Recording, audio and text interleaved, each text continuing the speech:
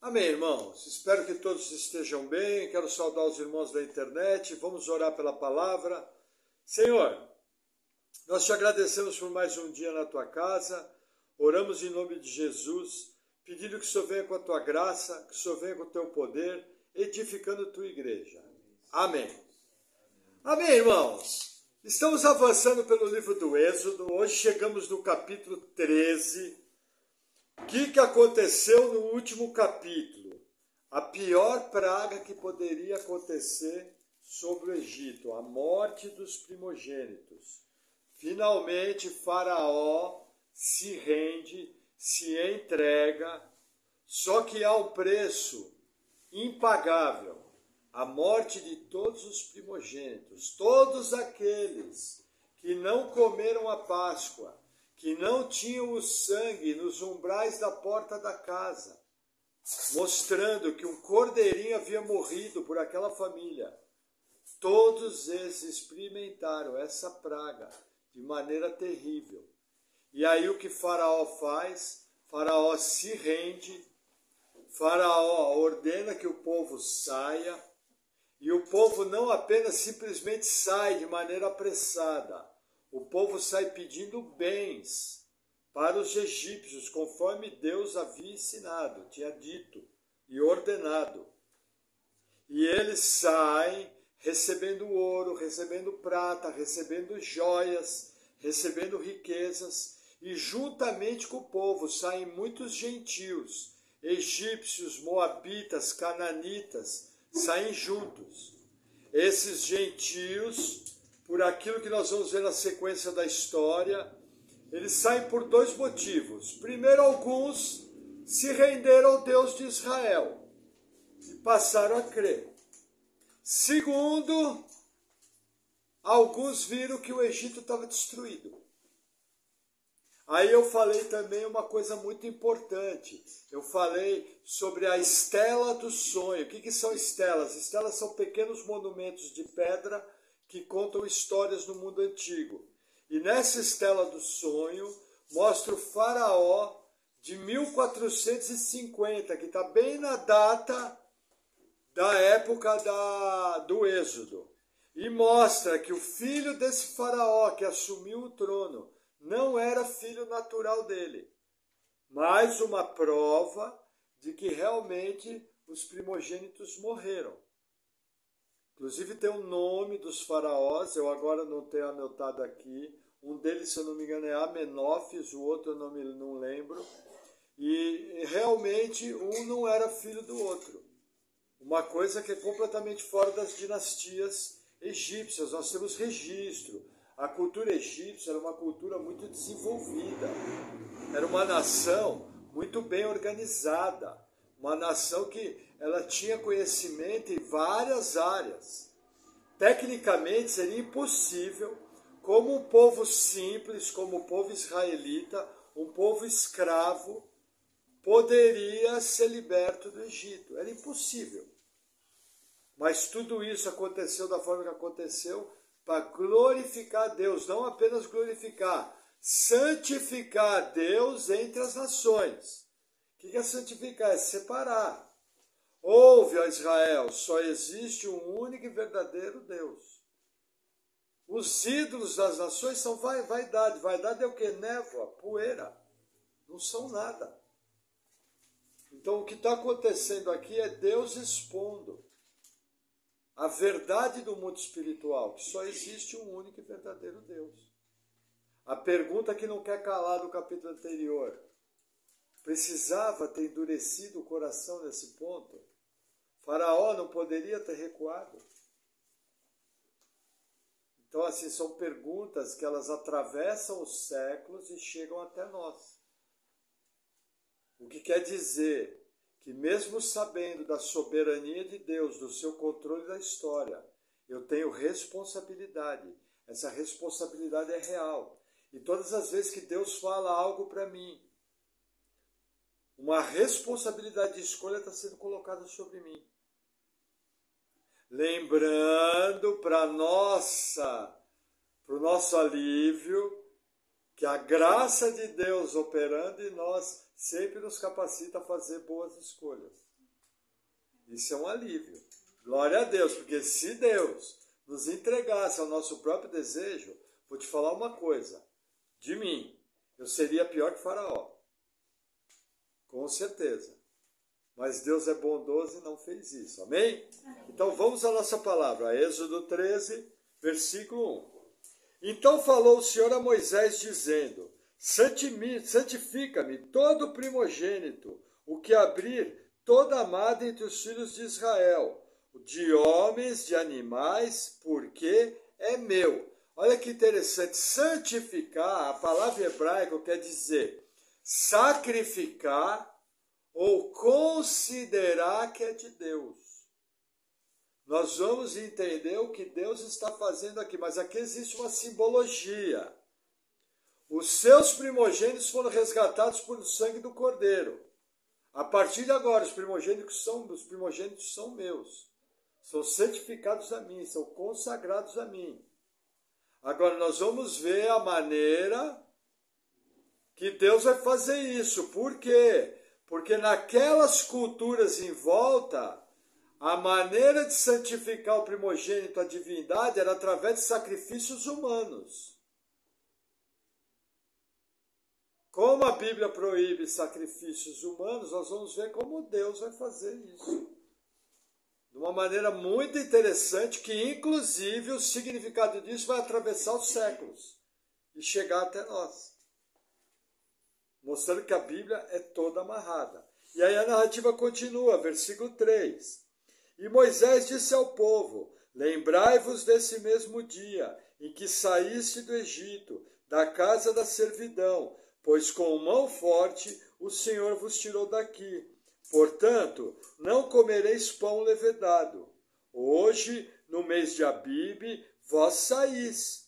E acontecerá que, quando o Senhor te houver induzido na terra dos cananeus, dos heteus, dos amorreus, dos heveus e dos jebuseus, a qual jurou a seus pais que te daria, terra que mana leite e mel, guardarás este culto nesse mês.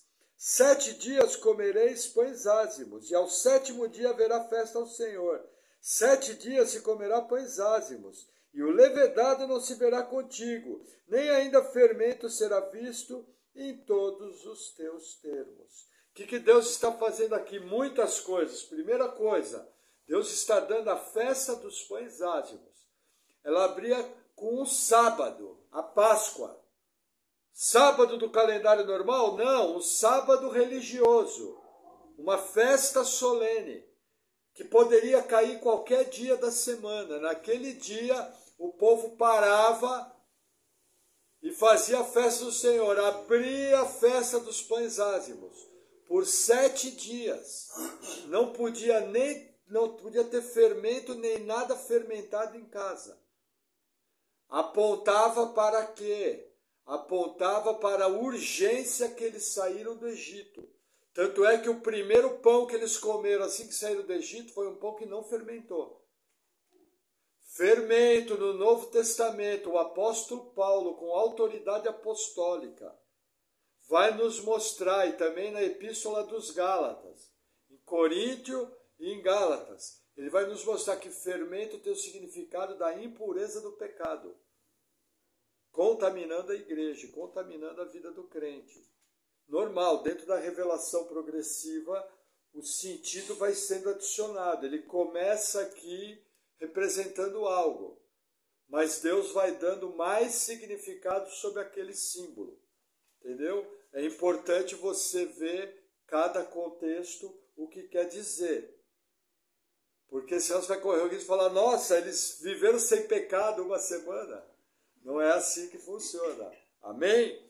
Que mais que Deus está fazendo? Deus está dando um novo calendário para Israel. Calendário único, que mais nenhum outro povo tem. Mostrando que Israel é um povo santo, separado para Deus. Então Deus está dando um outro calendário. Outro detalhe, que Deus está falando? O culto a mim é um culto familiar. E vocês precisam ensinar os vossos filhos. Irmãos, nós temos que lembrar que a primeira igreja tem que ser nossa casa. Diferente do que o movimento desigrejado quer dizer, que eu sou a igreja, o que eu estou falando aqui não tem nada a ver com isso. O que eu estou falando aqui é o seguinte: a minha casa tem que ser uma extensão da igreja. E eu tenho que cultuar a Deus, ensinar os meus filhos. É na casa que os filhos vão aprender como orar, como se portar. Vão ouvir as histórias dos pais, vão aprender as experiências cristãs dos pais. Vão ver como os pais lidam com as dificuldades. Vão ver como os pais lidam nas alegrias da vida, como eles louvam a Deus, como eles engrandecem. Deus aqui está ensinando a importância das crianças serem ensinadas. Não é apenas ensinar, hoje em dia o mundo quer ensinar conhecimento. Aqui está falando para ensinar quem é Deus e o que Ele faz. Que é muito mais importante que qualquer conhecimento. O conhecimento vai vir depois. Porque o povo hebraico, inclusive, é um povo alfabetizado para poder ler a Torá. Diferente dos povos em volta, o povo hebraico era alfabetizado para ler a Torá. Então mostra que primeiro o conhecimento de Deus, depois o conhecimento humano. Os dois são importantes, mas sempre voltados para Deus. Amém? Vamos seguir. Versículo 8. E naquele mesmo dia farás saber a teu filho, dizendo: isso é pelo que o Senhor me tem feito quando eu saí do Egito. E te será por sinal sobre a tua mão e por lembrança entre os teus olhos, para que a lei do Senhor esteja em tua boca, porquanto com mão forte o Senhor te tirou do Egito. Olha que interessante. Será entre os teus olhos e a tua mão, é um símbolo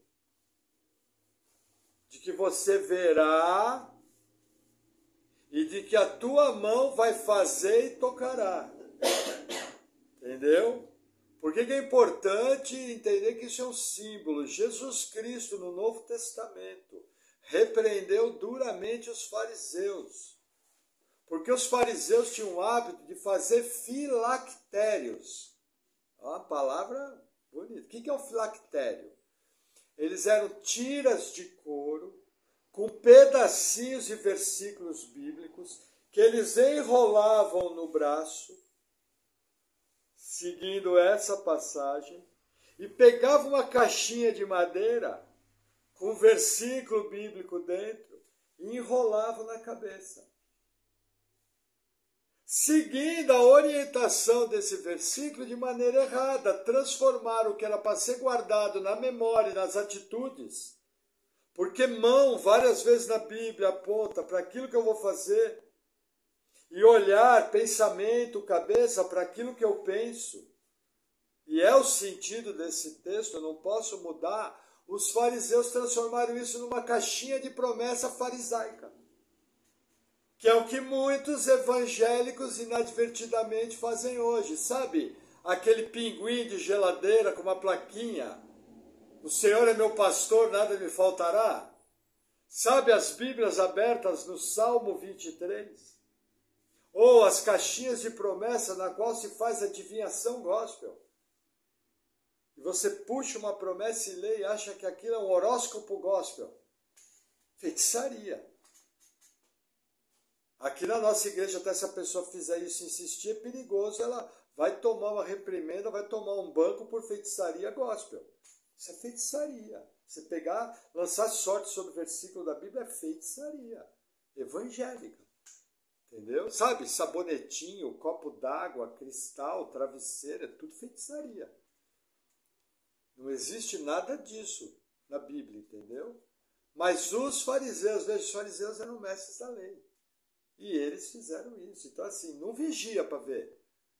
Se a tua verdadeira fé não vira uma religião de preceitos, não vira uma religião de fazer coisas, onde o seu coração fica extremamente distante de Deus. Então cuidado. Se perceber isso, se arrepende, pede perdão a Deus e volta para a casinha. Amém? Vamos seguir mais um pouquinho. Versículo 11. Espera aí, versículo 10. Portanto, tu guardarás esse estatuto a seu tempo, de ano em ano.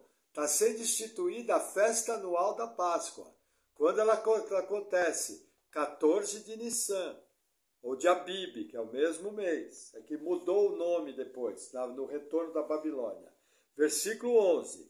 Também acontecerá que quando o Senhor te houver introduzido na terra dos cananeus, como jurou a ti e a teus pais, quando tal houver dado, separarás para o Senhor tudo que abrir a madre, e todo o primogênito dos animais que tiverdes, os machos serão do Senhor. O que acontece? Novamente no capítulo, está falando do primogênito. Lembra, uma regra hermenêutica? Quando algo se repete, aquilo é importante. É uma das ênfases do capítulo. Isso aqui vai ter uma profunda representatividade do que Jesus Cristo fez.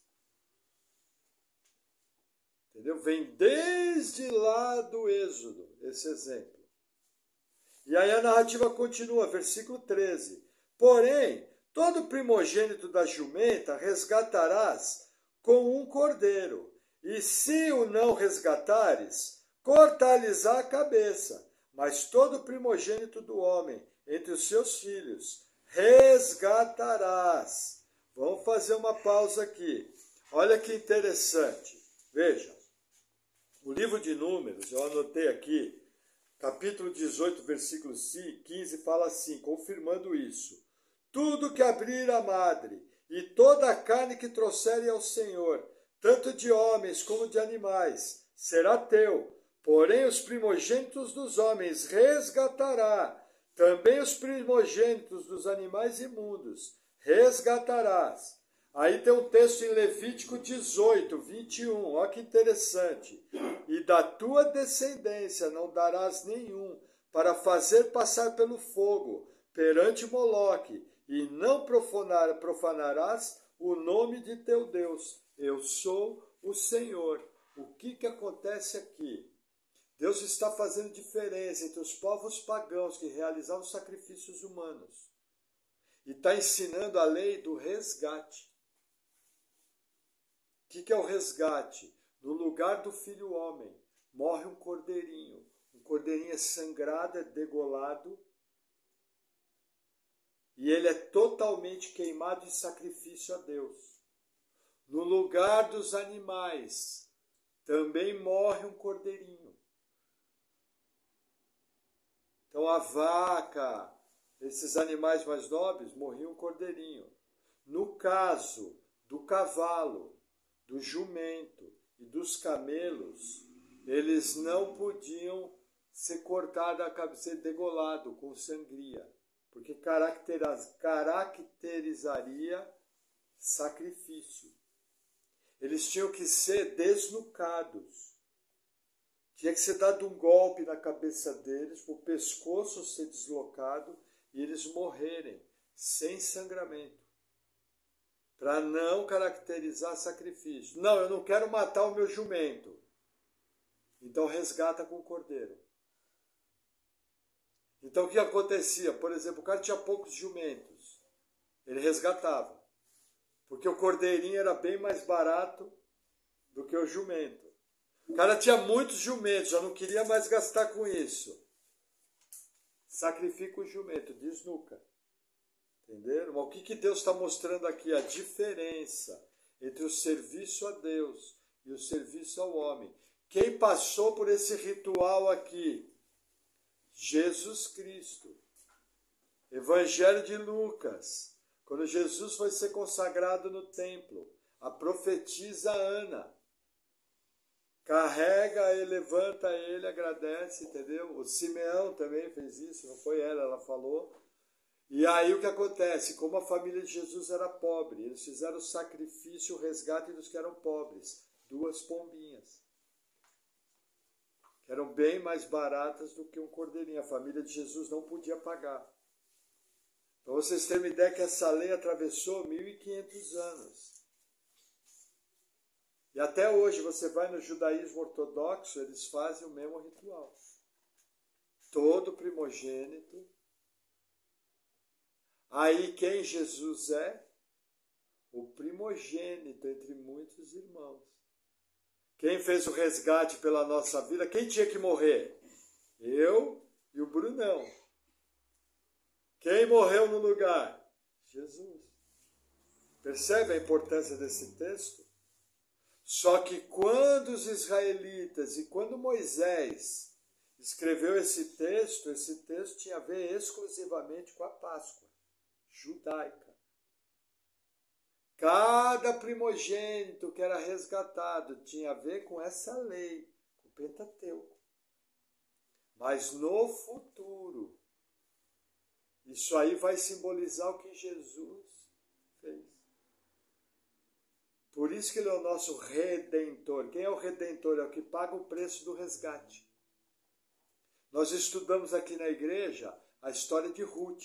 Ruth era uma moabita, que foi casada com um israelita, enviuvou, não deixou descendência. Ela retornou com sua sogra para Israel, mesmo sendo considerada uma mulher impura. E aí o resgatador dela era Boaz. Quem era Boaz? Bisavô de Davi. E ele pagou o resgate por ela. E resgatou e assumiu como mulher e deu descendência. Entenderam?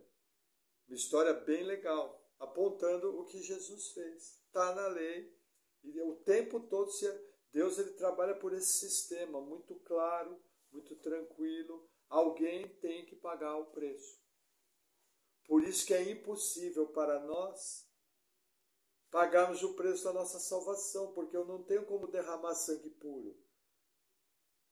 Mesmo o recém-nascido, quando nasce, ele já nasce com o sangue contaminado pelo pecado, porque ele é filho de Adão. E o pecado pula de geração em geração. Salmo 51, Davi faz uma afirmação assombrosa.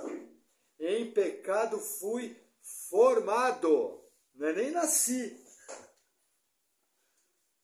Quer dizer, no momento da concepção, a concepção é de duas sementes pecadoras. Por isso que Jesus teve que entrar no planeta através de imaculada concepção. Ele foi gerado no útero de Maria. Entendeu? Não teve participação dela, senão ele teria pecado. Agora, como Deus fez, nós não sabemos. É um mistério da fé. Pode ser até que Jesus, se olhava para ele e para a mãe dele, era um parecido com o outro. Que problema há nisso? Nenhum. Deus é Deus, pode fazer o que quiser. Se me fez feio desse jeito, fez o Erasmo feio desse jeito, pode fazer parecido com a mãe, tranquilo. Amém? Estou brincando, irmão. Estava vendo aquela foto, você estava bonito naquela foto, irmão. Vamos seguir. Versículo 15. Porque sucedeu que, endurecendo-se Faraó, para não deixar-nos... Eu li o 13? Li o 14, Vamos reler o 14 para dar sentido, senão vai dar um racha no texto. E quando teu filho te perguntar no futuro, dizendo, que é isso? Dir-lhe-ás, o Senhor nos tirou com mão forte do Egito, da casa da servidão. Porque sucedeu que, endurecendo-se Faraó, olha aqui nesse texto já não fala que foi Deus que endureceu o coração de Faraó. Aqui fala que Faraó endureceu o coração dele. Irmãos, entenda uma coisa, para você entender.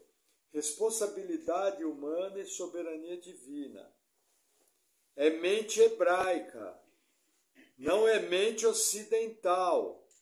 Mente ocidental, grega, como a nossa, tem que ser ou soberania de Deus ou responsabilidade humana.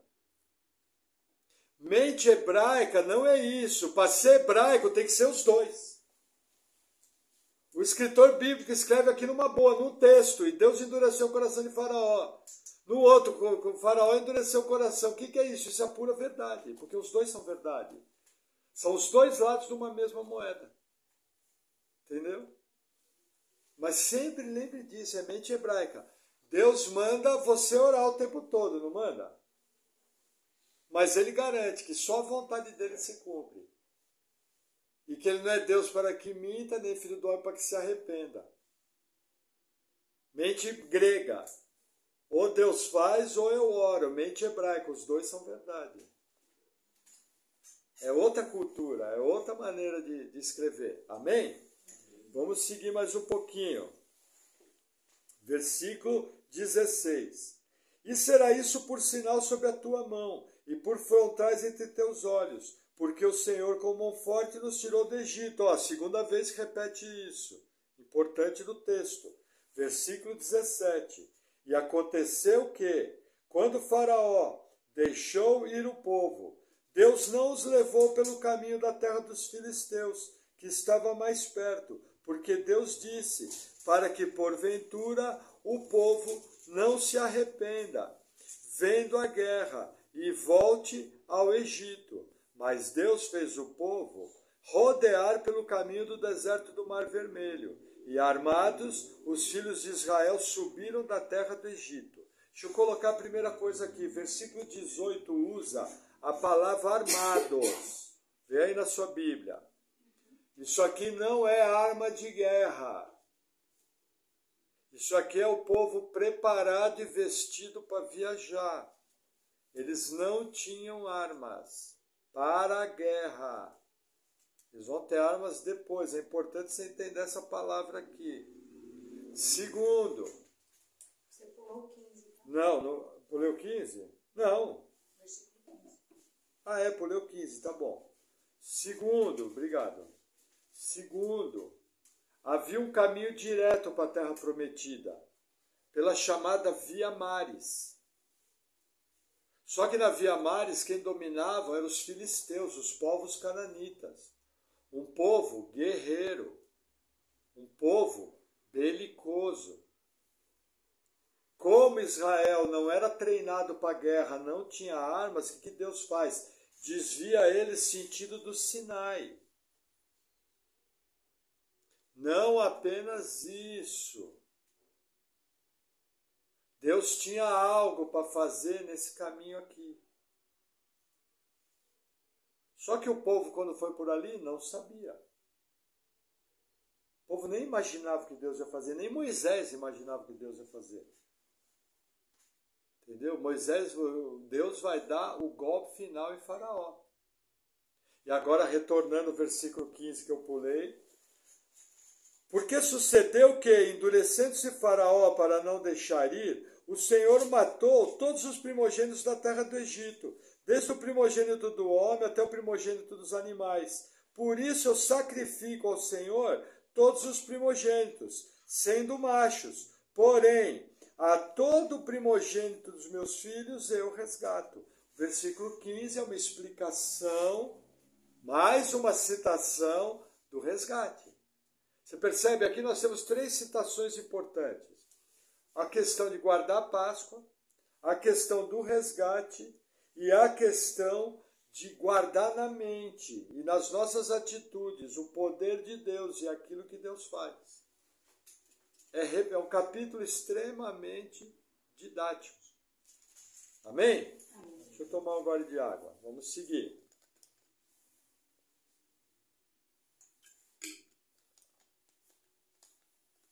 Versículo 19.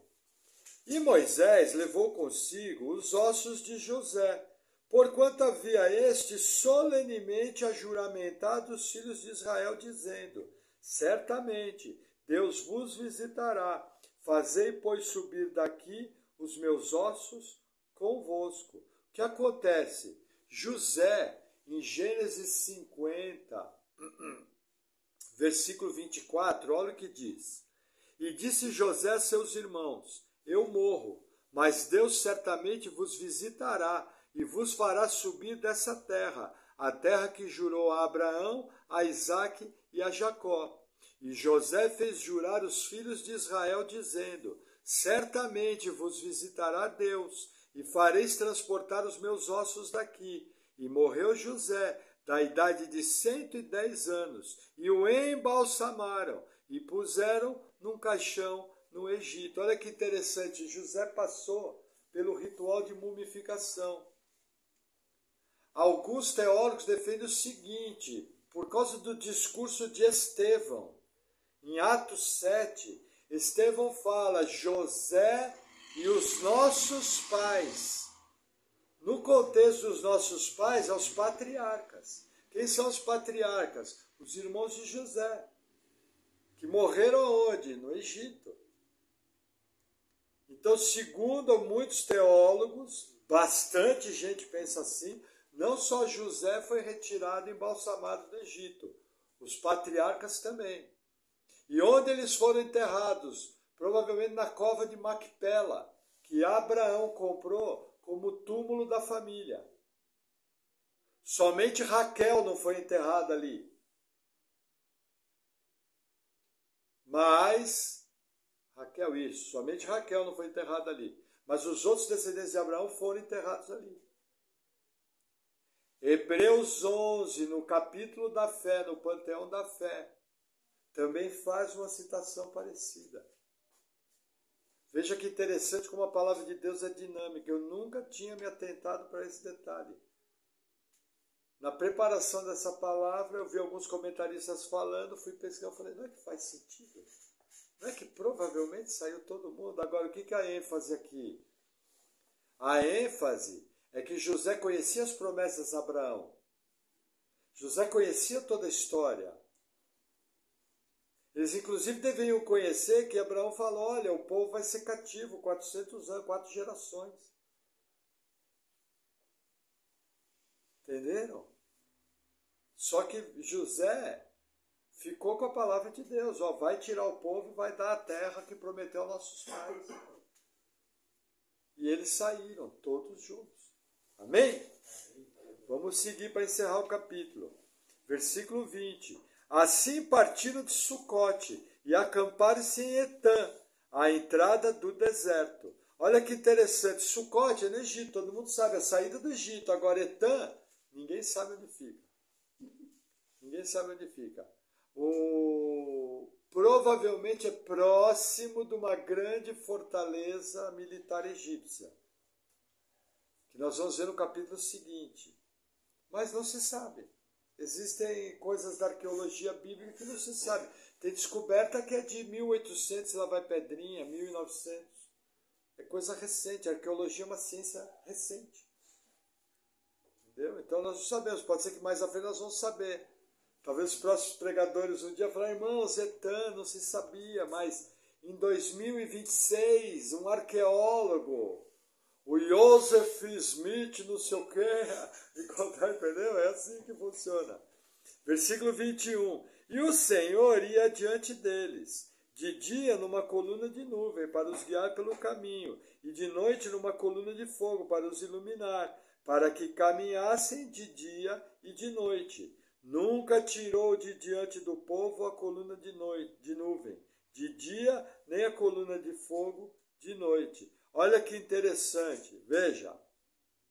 Essa nuvem, essa coluna representavam coisas simples, principalmente presença de Deus. Segundo, proteção do sol e iluminação. Entendeu? Muitos acham que essa coluna de fogo é para aquecimento. Mas a Bíblia nos mostra que eles acendiam fogo. Se eu acendo fogo na minha tenda, eu não preciso de aquecimento externo. Então provavelmente era para iluminar as nuvens escuras do deserto. O que eu tenho que ver? Nessa saída aqui, o povo viajou o turno inteiro. Sem repouso. Entendeu?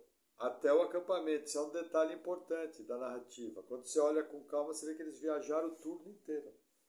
Então eles precisavam de iluminação para andar à noite. Entendeu? Agora, isso aqui passou a ser um símbolo da presença de Deus. Enquanto eles estiveram no deserto, até a tomada de Jericó, essa coluna teve lá. E a nuvem também. Amém? Amém. Vamos a algumas aplicações. Veja, eu separei aqui alguns versículos, como diz o nosso querido pastor Antônio Neto, vamos pagar pedágio no Novo Testamento. Veja que interessante. Veja, João 14,15, Jesus falou, se me amais, guardai os meus mandamentos. O que Deus ordenou no capítulo inteiro? Guardar os mandamentos. O que o povo fez? Guardou. que nós temos que fazer? Você ama Jesus? Guarda os mandamentos dele. Existe diferença entre a atuação de Deus Pai no Antigo Testamento e a atuação de Deus Filho no Novo? Não. É o mesmo Deus, mesma substância. Entenderam? Essa história de que não, eu gosto do Deus do Novo. Ó, eu pensava bem. O Deus do Antigo mandou destruir umas 20 cidades. O do Novo vai mandar, se fosse hoje, 6 bilhões automaticamente para o inferno. Você tem certeza que você quer cair na mão do Deus do Novo? O leão de Judá? Você tem certeza? Que todo mundo vai receber um corpo indestrutível, vai ajoelhar forçadamente, vai confessar forçadamente que o leão de Judá é o Senhor e vai ser lançado no lago de fogo. Você tem certeza que está falando? Você percebe como as pessoas falam coisas sem pé nem cabeça? Por que isso é importante? Que as pessoas acham que o Novo Testamento é moleza.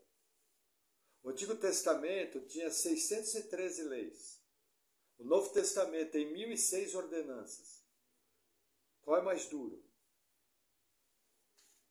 Mas Jesus fala que o fardo dele é leve e o jugo é suave. Por quê? Porque ele nos deu o Espírito. Entenderam? Então assim, você ama Jesus? Guarda os mandamentos. Que mais? Como que eu guardo os mandamentos? Tiago, irmão do Senhor, capítulo 1, versículo 22. E sede cumpridores da palavra, e não somente ouvintes, enganando-vos a vós mesmos. Porque se alguém é ouvinte da palavra e não cumpridor, é semelhante ao homem que contempla ao espelho o seu rosto natural. Porque se contempla a si mesmo e vai-se, e logo se esquece de como era. Aquele, porém, que atenta bem para a lei perfeita da liberdade, e nisso persevera, não sendo ouvinte esquecedício, mas fazedor da obra, esse tal será bem-aventurado no seu feito. Existe uma bem-aventurança. O que é bem-aventurança? É mais que abençoado. Para quem não apenas ouve a palavra, mas para quem cumpre. Nossa, pastor, é verdade, mas eu me esforço e não estou conseguindo cumprir 100%. A graça, pô. Seja sincero diante de Deus. Puxa, Deus, sou ver. Deus sabe o seu coração. Abre o jogo. Entendeu? Conversa. Deus é seu pai. Ele é bondoso. Veja, quando nós falamos essas frases, falando dos juízos de Deus, não é para engrandecer o juízo. Na verdade, eu tenho que engrandecer a misericórdia, eu tenho que engrandecer a bondade, eu tenho que engrandecer os atos misericordiosos de Deus. Porque se nós formos pesar na balança, nossa, não dá nem para comparar. Entendeu? Então, assim, o que às vezes nós fazemos quando falamos de juízo é por uma questão didática e como alerta. Mas a grande ênfase da Bíblia é o amor, a misericórdia. Então, assim, busca obedecer a palavra. Você vai se pôr em prática, você vai ser abençoado. Tá? Aí, olha que interessante, para ficar marcado. Romanos 8, 28. E sabemos que todas as coisas contribuem juntamente para o bem daqueles que amam a Deus, daqueles que são chamados segundo o seu propósito. Porque os que dantes conheceu, também os predestinou para serem conformes à imagem do seu Filho, a fim de que ele seja o primogênito entre muitos irmãos. Olha a figura do primogênito aqui. Pagamos o nosso pequeno pedágio em Romanos. Percebe? As coisas não podem ser da nossa cabeça. Qual é o erro da igreja brasileira? O erro da igreja brasileira, a pessoa acha uma coisa e quer transformar aquilo em doutrina bíblica. E aí, às vezes parece até meio grosseiro, mas tem que vir aquela frase, irmão, não importa o que você acha. Você acha a última das coisas que tem que importar. Na verdade, você devia guardar o que você acha para você mesmo. Importa o que Deus acha. Porque senão você vai fazer besteira. Já pensou se aproximar de Deus de qualquer maneira? E quando você vai ver, você está desobedecendo a Deus só porque você acha. Outro dia eu estava vendo, podemos citar nome porque está na internet, o comediante Whindersson Nunes, que virou lutador de MMA, Ele fala que ele acredita em Deus, mas ele fala que o Deus dele não mandou matar. Fala isso num podcast. Mas um criador de ídolos, ele não adora o Deus da Bíblia. Porque a Bíblia é clara. Quando Deus chegou na beira da cidade, falou, olha, vocês matam. Passa todo mundo a fio de espada. Por quê? Tinha que executar o juízo. Deus deu oportunidade para aqueles povos 4 séculos, 400 anos, é quase a idade do Brasil. E eles não se arrependeram. Continuaram sacrificando seus filhos, queimando crianças vivas a Moloque. Continuaram adorando os ídolos. Continuaram agindo com crueldade. Aí o sangue derramado na terra clama a Deus por justiça. Entenderam? É que as pessoas têm a tendência de olhar, nossa, Deus mandou matar, mas pô, olha o que eles fizeram. O que eles fizeram, Deus tinha que ter picado picadinho. Pedacinho por pedacinho. Matar foi pouco. Povos cruéis. Sabe o que é colocar uma criança de colo nos braços flamejantes, ardendo em brasa? Ferro fundido, ardendo em brasa. Ferro não, provavelmente cobre, que aqueles não tinham chegado na idade do ferro. Cobre. Bronze. Nem cobre é bronze. É uma liga de cobre. Mas você imagina a dor. E para não ouvir os gritos da criança, eles faziam batuque lá embaixo do ídolo e fazendo mais orgias para ter mais crianças para sacrificar. Chamavam isso de religião. Sendo que o nosso Deus dá outra coisa, resgate. E aí você pode virar para Deus e falar, mas para você é fácil dizer que é resgate. É, tá bom, só que eu mandei o meu filho puro para fazer o resgate por vocês. Ele é o primogênito. Amém? Tá? E aí também, Colossenses 1,15, o qual é a imagem do Deus invisível, o primogênito de toda criação. Tá? Ele é antes de todas as coisas e todas as coisas subsistem por ele. Ele é a cabeça do corpo, da igreja. É o princípio e o primogênito dentre os mortos, para quem tudo tenha a proeminência. Olha que interessante. Jesus Cristo é o primogênito da criação. O que é? Ele é o autor, o proeminente. Não só isso, ele é o primogênito cabeça da igreja, o povo resgatado. Não só isso, ele é o primogênito entre os mortos. O que Colossenses está ensinando? Que ele tem proeminência em tudo, tudo. Toda a proeminência do universo está em Jesus Cristo. Ele é o principal, é a pedra de esquina. A ele honra, glória e louvor para todo sempre. Amém? Vamos orar?